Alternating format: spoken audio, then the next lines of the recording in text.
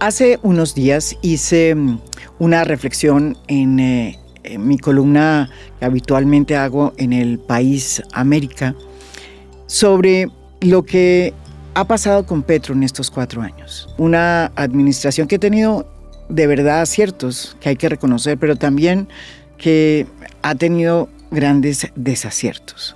A la izquierda no le gusta que se le critique, y menos Gustavo Petro, que yo creo que es una de las cosas que tiene que entender la izquierda, y es su grado de resistencia a las críticas que se hacen de periodistas independientes, como es el caso mío y de otros tantos colegas que hay en el país. Pero a raíz de todo lo que está sucediendo y sobre todo de la decisión de Gustavo Petro de no reconocer al presidente electo, Abelardo de la Espriella, por cuenta de que hubo un presunto fraude que no ha podido él presentar, cuyas pruebas no ha podido presentar en la fiscalía o ante la fiscalía, pues la verdad hice esta reflexión y la titulé Petro y la urgencia de la cordura. El poder cambia. Y el presidente Gustavo Petro sí que sufrió ese cambio desde que pasó por la Casa de Nariño. Oigan cómo hablaba, los discursos que echaba cuando llegó a la presidencia, pero sobre todo el discurso de posesión. Oigan el tono, oigan su voz. Los colombianos y las colombianas hemos sido muchas veces en nuestra historia enviados a la condena de lo imposible, a la falta de oportunidades, a los no rotundos. Quiero decirles a todos los colombianos y todas las colombianas que me están escuchando en esta Plaza de Bolívar, en los alrededores, en toda Colombia y en el exterior, que hoy empieza nuestra segunda oportunidad. Nos la hemos ganado, se la han ganado, su esfuerzo valió y valdrá la pena.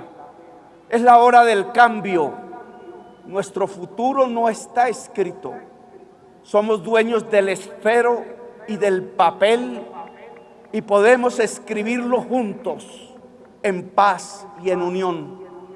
Hoy empieza la Colombia de lo posible.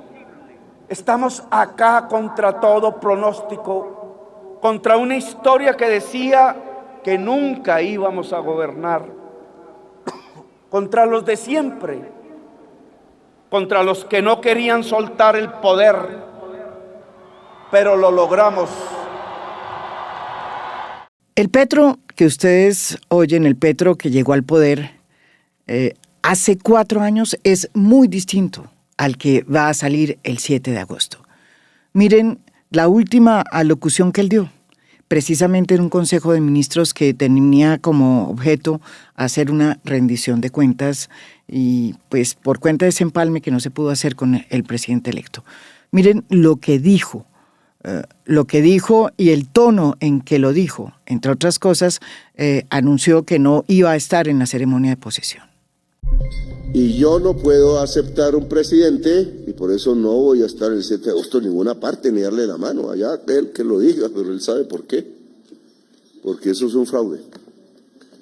No es el fraude monumental de 4 o 5 millones, que sería fácil de encontrar, no, es un fraude que yo creo que es de 848,000 votos, que es el número del censo adicional que yo denuncié y todo el mundo se pasó por la faja. ¿Cierto? Que era equivocado, que no sé qué. Alguien se pilló. El momento en que aparece, logra sacar el pantallazo, etcétera.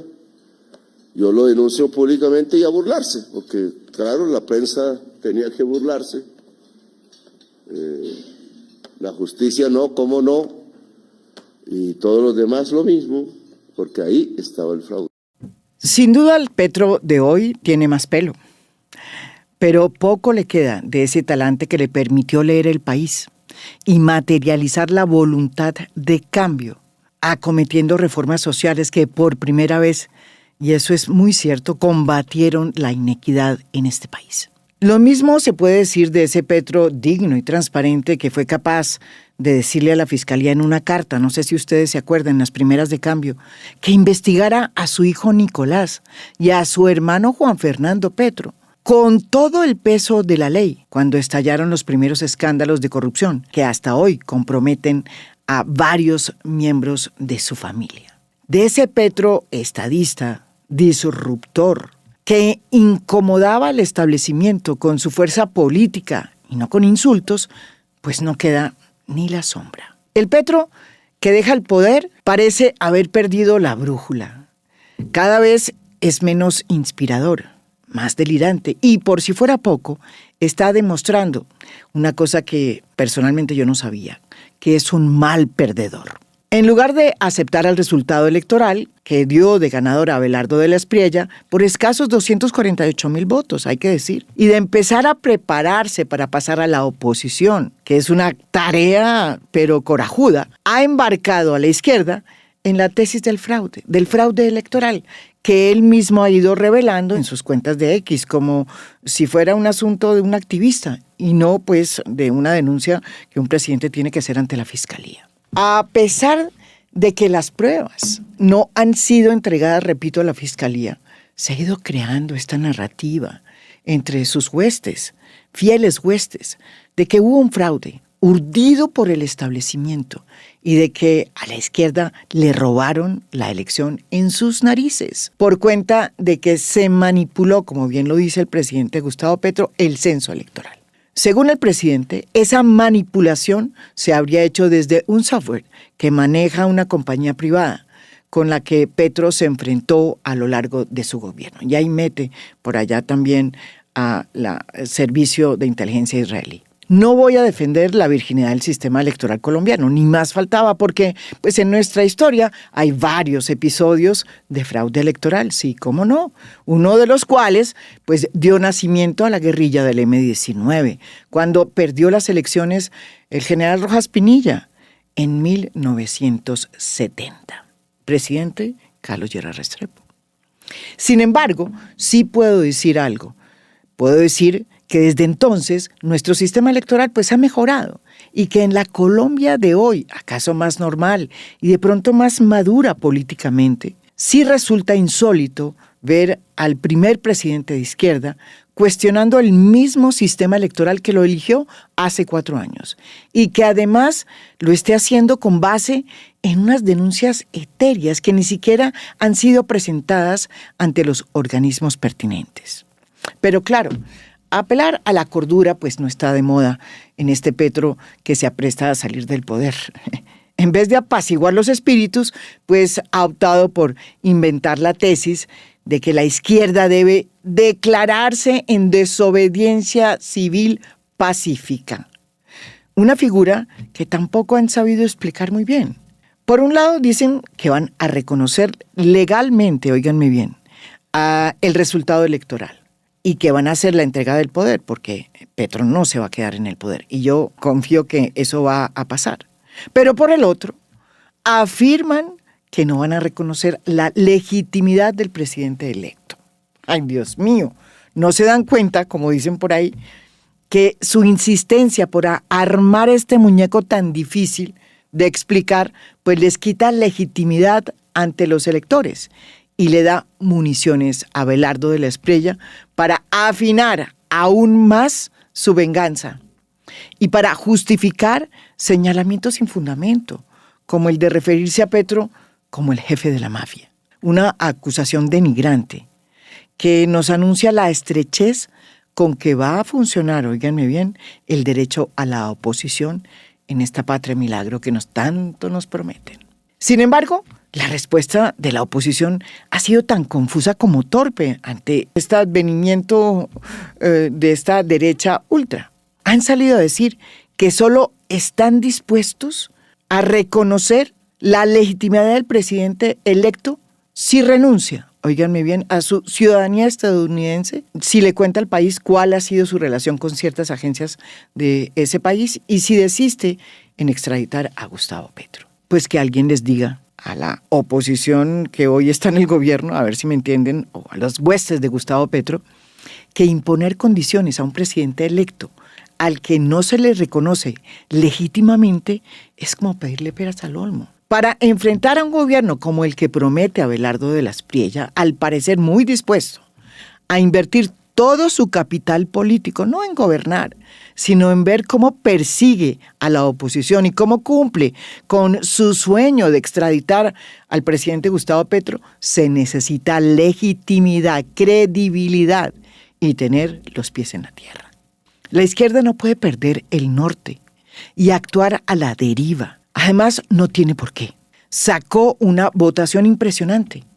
En primera vuelta y en la segunda vuelta recogió votos de muchos colombianos que decidieron votar por Iván Cepeda por el temor a que subiera la ultraderecha de Abelardo de la Espriella. Perdió las elecciones, es cierto, pero tiene un capital político impresionante que debe empezar a administrar sabiamente.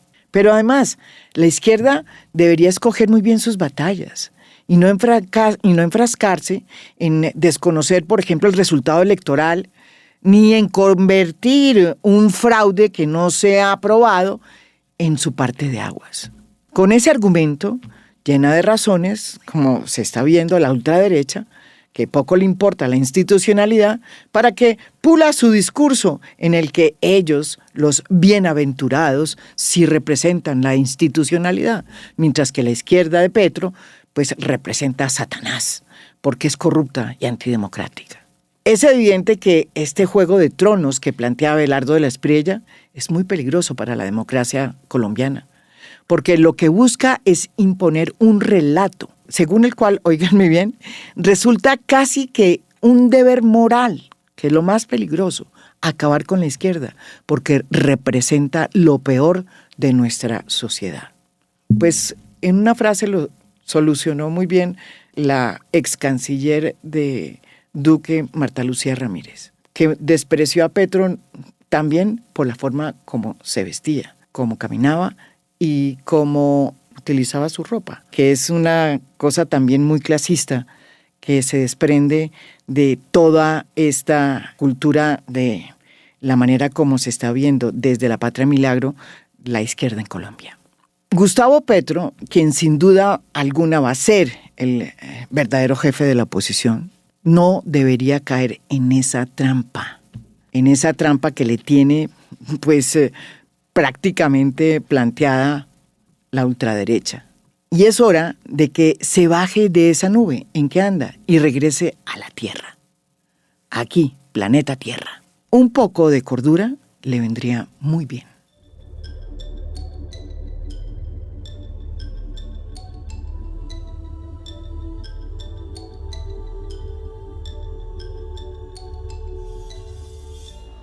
A Fondo es un podcast producido por Mafialand.